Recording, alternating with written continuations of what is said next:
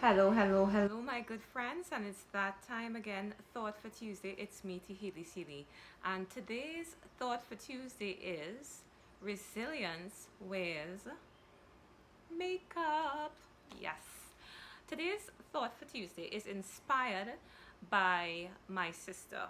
I want to share something very personal, as I usually do, but now it's not my personal story. It's something about her. So I'm sharing this with her permission.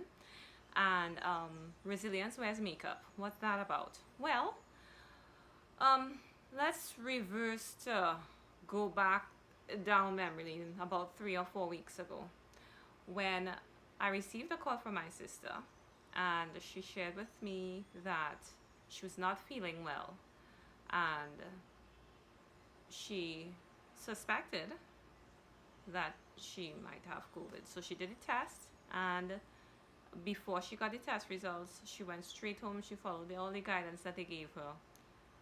We had our doubts, but we were staying positive. And of course, she was in self isolation.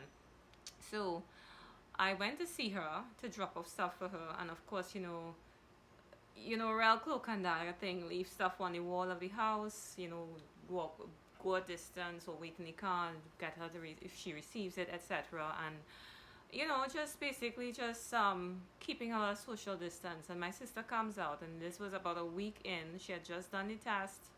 Um, she was a little concerned. She was on her own, and I was expecting my sister to look like an absolute mess, like the world was coming to an end.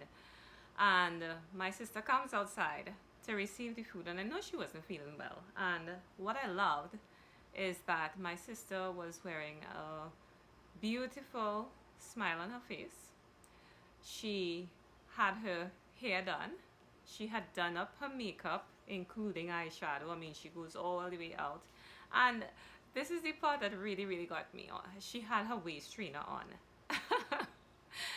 So, in the midst of all of the adversity my sister was facing, I mean, she'd just done her COVID test the day before. She didn't know what the results were. But she didn't lose her spirit. That is resilience. And that is what resilience wears makeup is about today. It doesn't necessarily have to mean this makeup, but what I want to share with you is the story behind what I learned from my sister. My sister has taught me in that moment and what I've seen since.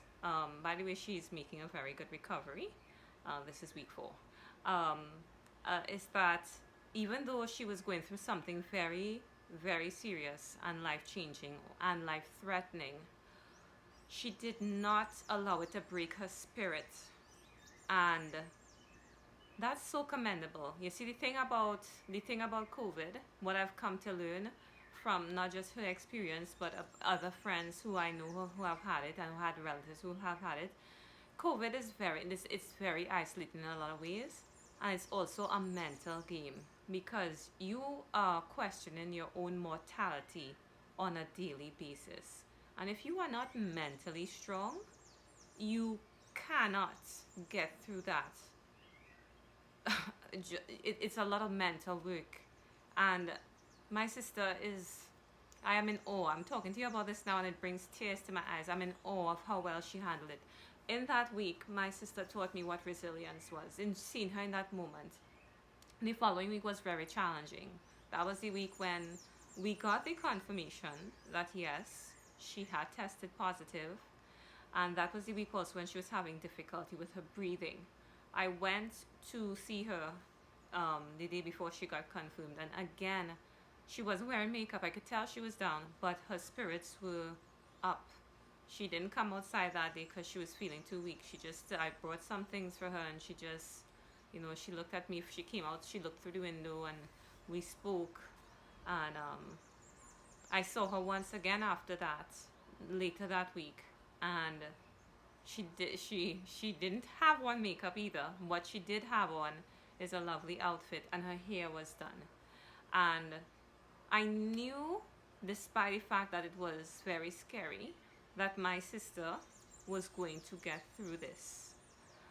I sound like my daddy, right? When you're really proud of somebody in life. Yeah, because I am. I'm really proud of her. I'm proud of how well And not that it's my place to be proud, but my sister has taught me so much.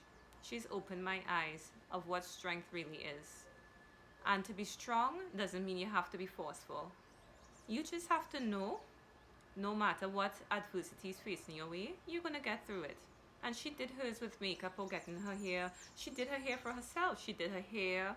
She took the time to make the effort. She was sick, but she wasn't down.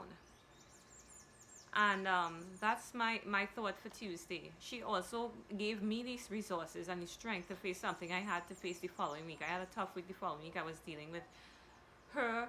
I had some stuff financially that was, I mean, the world was turning very fast. That was the first week of the real lockdown here in Trinidad with SOE and state of emergency that is, and everything was just really, it was overwhelming. It was, I think it was overwhelming for most people, and I definitely felt it.